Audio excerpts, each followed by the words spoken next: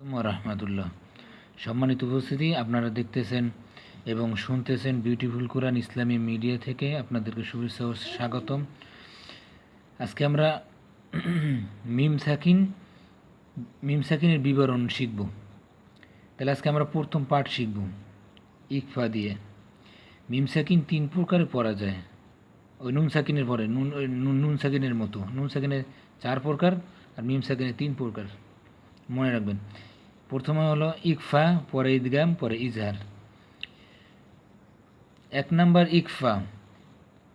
মিম সাকিনের পরে বা হরফ আসিলে উক্ত মিম সাকিনকে ইকফার সহিত গুণ্য করিয়া পড়িতে হয়। ইয়াকে ইকফায় সাফাবি বলে।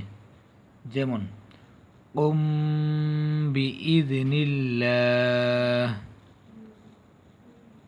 কালবুহুম বাসিতু ফাবাশশিরহুম বিআযাব,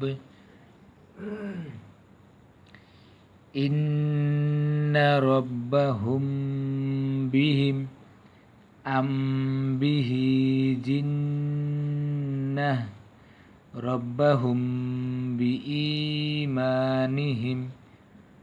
কুনতুম বিহি তুকাজ্জিবুন।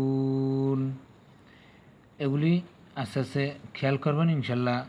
না পারলে টেনে টেনে দেখবেন, ইনশাল্লাহ চিনতে পারবেন, শিখতে পারবেন। আসসালামু আলাইকুম। আজকে এই পর্যন্তই।